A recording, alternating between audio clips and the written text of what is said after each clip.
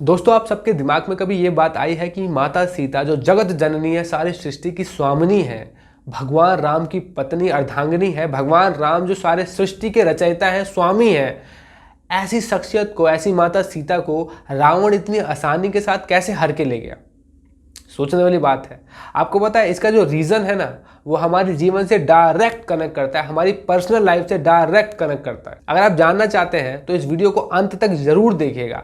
लेकिन इससे पहले हम इसका रीज़न समझे, हम पहले समझते हैं कि उस समय हुआ क्या था। आप सबको ऑफकोर्स हिस्ट्री पता है, लीला पता है कि भगवान ने उस समय क्या हुआ था, बट फिर भी थोड़ा सा रिवीजन करते हैं।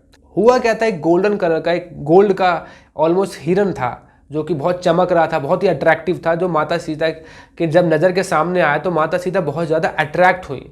माता सीता डिज़ायर करने लगी कि ये हिरन हमारे पास होना चाहिए, हम अपने पास रखेंगे, इसको खिलाएंगे, अयोध्या में ले जाएंगे। भगवान राम को उन्होंने बोला कि हे प्रभु, क्या ये हिरन आप मुझे ला सकते हैं जो सामने हमारे हैं? भगवान राम ने उस हिरन को देखा और बोला कि ये हिरन नहीं है, ये तो एक राक्षस है जिसका नाम मारीच है, तो वो हिरन नहीं है, उसे दूरी रहने दो। माता सीता पर इतनी ज़्यादा अट्रैक्ट हो गई थी कि उन्होंने भगवान राम की बात नहीं सुनी। फिर से बोला कि प्लीज़ ले आइए ना, कितना सुंदर हिरन है, हमारे पास होगा तो कितना अच्छा लगेगा। भगवान राम ने फिर से उन्हें बताया कि हे सीते, वो राक्षस है, वो हिरन नहीं है, वो इस रूप में घूम रहा है, हिरन ऐसे नहीं होते। पर माता सीता अब नहीं समझ रही थी। उन्होंने भगवान राम से बोला कि हे प्रभु, आप क्षत्रिय हैं, क्षत्रियों पर शोभा देता है क्या इस तरीके से बातों को घुमाना? अरे जाइए, लेकर आ जाइए। भगवान राम ने कहा ठीक है, जैसी तुम्हारी इच्छा। तो भगवान राम उनसे दूर हो गए और हिरन को लेने चले गए। रह गए लक्ष्मण जी। पर उस जो हिरन था, जो मारीच था, उसने आवाज़ निकाली। जब वो मर गया तो उसने मरते हुए आवाज़ निकाली राम जी की और बोला, हे सीते, हे लक्ष्मण, मुझे बचाओ।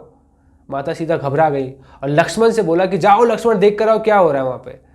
लक्ष्मण ने बोला, हे माते, वो राक्षस है और राक्षस लोग आवाज़ बदल बदल के इस तरीके से काम करते रहते हैं, तो डोंट वरी, राम सुरक्षित है, वो सेफ है, वो राक्षस जरूर मर गया होगा। माता सीता गुस्सा करने लगी, तुम्हें समझ नहीं आ रहा मैं क्या बोल रही हूँ, जाओ राम को देख कर आओ, सब ठीक है नहीं है। उन्होंने फिर से समझाया, माते आप समझ क्यों नहीं रही, वो राक्षस है। माता सीता ने गुस्से में बोला कि मैं समझ गई कि तुम चाहते हो कि तुम्हारा भाई मर जाए ताकि तुम मुझे यूज़ कर सको, मुझे एक्सप्लॉइट कर सको, मुझे भोग सको। तुम्हारी नीयत ठीक नहीं है। लक्ष्मण को ये बात बहुत बुरी लगी, वो रोने लगे और चुपचाप वहाँ से चले गए। जाते जाते बस उन्होंने इतना ही बोला माता सीता से कि जब मैं वापस आऊँगा ना माते, तो आप यहाँ होंगी नहीं।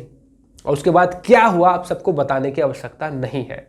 अशोक वाटिका में जब माता सीता पहुंची तो बहुत रोती थी और सोचती थी कि मैंने ऐसी क्या गलती करी जिस वजह से प्रभु राम मुझसे दूर हो गए, या मैं प्रभु राम से दूर हो गई। तो ऐसे जब सोच रही थी तब उन्हें समझ में आया कि उन्होंने गलती क्या करी, और वही रीज़न हम अपनी लाइफ में हर दिन करते हैं। माता सीता कहती हैं कि एक तुच्छ चीज़, एक मटेरियलिस्टिक किसी छोटी सी चीज़ के पीछे मैंने भगवान राम को बोला कि मुझसे दूर हो जाओ, उसको लेकर आओ। दुनिया की सबसे मूल्यवान वस्तु है प्रभु राम। भगवान से ज़्यादा मूल्यवान कौन है? और अगर वो भगवान हमारे जीवन में है तो इससे ज़्यादा भाग्य की बात क्या होगी? बट फिर भी मैंने एक हिरन को ज़्यादा इंपॉर्टेंस दी बजाय भगवान राम की बातों को, और भगवान को बोला कि वो हिरन चाहिए मुझे एनी हाउ, और अपने आप से भगवान को दूर कर दिया। गुरु जो लक्ष्मण है, जिनकी वजह से भगवान हमारे जीवन में आते हैं, उनको भी मैंने बुरा भला बोल दिया, उनके भी चरित्र पर शक कर दिया। एक मटेरियलिस्टिक चीज़ के पीछे मैंने भगवान को, गुरु को, भक्तों को अपने जीवन से दूर कर दिया। और उसके बाद होगा क्या? जब भगवान और भगवान के भक्त जीवन से चले ही जाएंगे तो रह क्या जाता है? ऐसे रावण जैसे लोग ही आ जाएंगे जीवन में। और वही हुआ, और यही कारण है कि आज मैं भगवान राम से दूर हूँ। तो माता सीता तो जाहिर सी बात है ये लीला कर रही है, उनको क्या रावण उठाएगा? वो तो खुद इतनी शक्तिशाली है कि रावण को अपनी छोटी सी शक्ति से भी भस्म कर सकती है। बट वो हमें अपने आचरण से शिक्षा दे रही है कि हम क्या गलती करते हैं। रावण का उद्धार करने के लिए उन्होंने ये लीला करी, पर हमें ज़रूर सिखा दिया बहुत कुछ कि हम भी तो यही करते हैं ना।